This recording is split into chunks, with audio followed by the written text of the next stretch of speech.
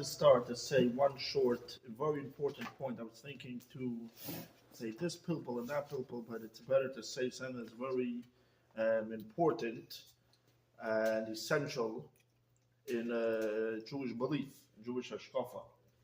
Now, the Rambam Rai brings that there's 13 foundations of Judaism. One of them is the coming of Moshiach. The question is, why is this a foundation of Judaism? Why is this a yesod?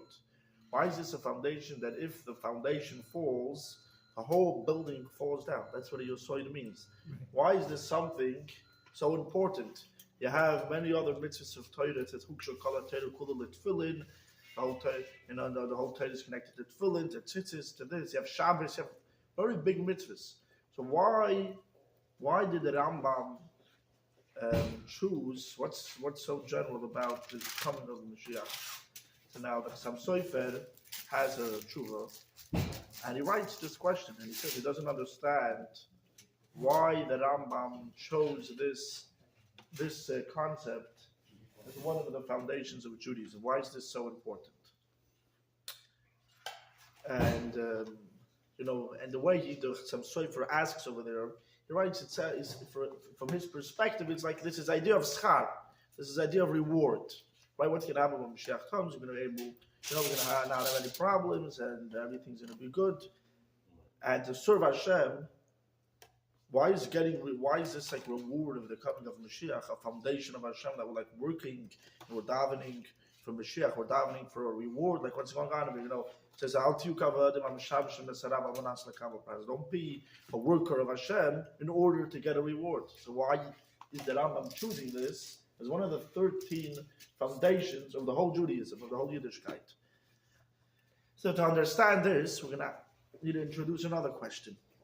The Rambam writes, or it says in the Gemara, and the Rambam brings it La'alacha, it says there's 3 mitzvahs the Yidden were obligated to do when they came into Eretz Yisrael. The first mitzvah is to appoint a king. The next one is to get rid of Amalek. And the third one was to build a Beis HaMikdash. You need a king to fight the war, and then in order and to get rid of Amalek, and then to build a Beis HaMikdash. This is the order. You can't just change around the order. Rambam clearly says this. The question is, the Rambam is extremely precise in the order of the halachas in his code of Jewish law. Why does the Rambam bring the laws of kings all the way in the end of the whole Rambam? He brings it in the 14th book and in the 14th Sefer itself. He brings it all the way in the end of Sefer Shoftim. It's the end of the whole entire Rambam. It should be earlier in the Sefer. It should be before the halachas of the Beis HaMikdash, before Hilchas Beis HaBchira. It's seemingly not in order. Though the Radvaz writes, why did the Rambam bring it in all the way to the end of the whole Rambam? Because it has in it, because it's the laws of Mashiach. It has in it, he says, Hilchas Mashiach. It's laws that are applicable, for the times of Mashiach. So therefore, he put it all the way in the end. Question is, first of all, the whole Hilchas Malachim is not all about Mashiach. The last 2 chapters is, but not the whole thing. There's many halachas that are not going to be applicable after Mashiach comes. Number 1. Number 2, if that's what the Rambam was thinking, that you put in the end whatever has to do with the Mashiach, so you should have put the laws of the Beis HaMikdash also in the end of the whole Rambam. Why is Hilchas Beis HaBchira in the 8th Sefer of the Rambam, and Korbanis is the 9th Sefer of the Rambam? You should have put it all the way in the end also. According to the Rambam, who's going to build the Beis HaMikdash? Mashiach's going to build the Beis HaMikdash. The Chinuch actually writes in Mitzvah Tzadik Hey that there's a mitzvah to build the Beis HaMikdash now, even without Mashiach. Interesting chinuch, and he actually brings from Yerushalmi. It says in Yerushalmi that in the days of Rabbi Yeshua ben Hanania, the wicked Malchus decreed that they should build the Beis HaMikdash, and they were giving the Jewish people gold and silver, tons and tons of gold and silver, and they were starting to build the Beis HaMikdash. But until something happened, they didn't build it. But what do we see from there? Seemingly, you don't need specifically Mashiach to build the Beis HaMikdash. This is what the Chinuch says. But the Rambam doesn't hold like this. The Rambam brings it says in the Medrash in Vayikra Rabbah. Over there, Rabbi Lezer says that specifically only Mashiach is going to build the Beis HaMikdash.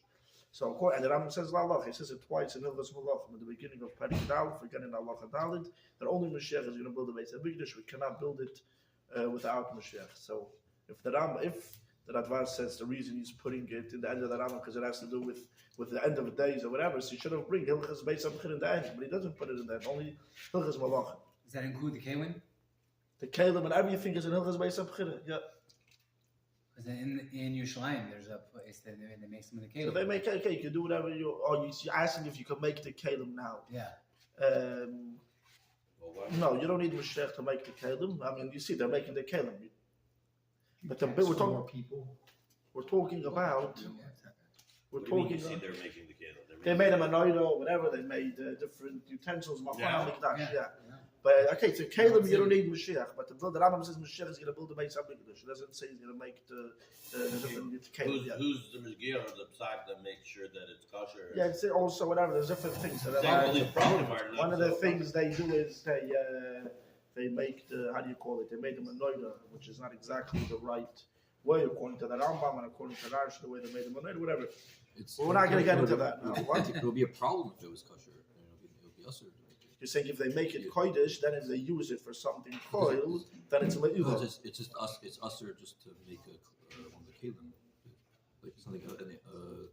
You're not allowed to make a hashul with the same shape of the heichol or stuff like that. But to make a kli, I have to look at it. The Rambam says it over there. So you can. He says clearly you can't build a shul with the exact same dimensions of the Beis Hamikdash. But to make a utensil, I don't know. Then it would, I don't know. I don't remember.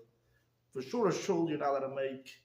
You can't build a mizbeach. You can't build anywhere a mizbeach the same shape of the mizbeach. You're not allowed to. You're not allowed to make the ketores the exact same thing. Certain things you're not. Okay, so let's just sum this up. So why does he bring Hilchas Malachim at the end of the whole Rambam? So the answer is. So there's a simple answer, the deeper answer, which the point I want to get to is simple answer is because the Rambam says the point of Hilchas Malachim is a mitzvah of a melech, it's a mitzvah of a yochid, it's a mitzvah of one person. So let's put it in the back. So that's why it's shy to the yochid. That's like a pashta pshat. But the deeper answer, that's the point over here. How do you look at the end of a sefer? When you finish a sefer, like you see, we spoke yesterday about making a seal.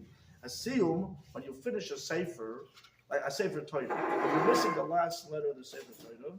The whole entire Sefer Torah from the beginning is a possible Sefer. You can't read from such a Sefer Torah in a shul. The end makes the whole Sefer a Sefer Shalom. From the very beginning, from Bereshis Bara Elokim, the whole Sefer Torah is called a complete Sefer.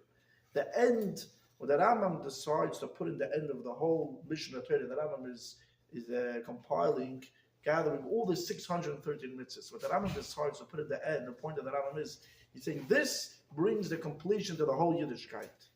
So why is he putting Hilchas Malachim at the end of the whole Rambam? He's coming to say that the completion of the whole Judaism is the Melech and the Melech. The Rambam says over there, the purpose of a king is lahorim das ha'emes.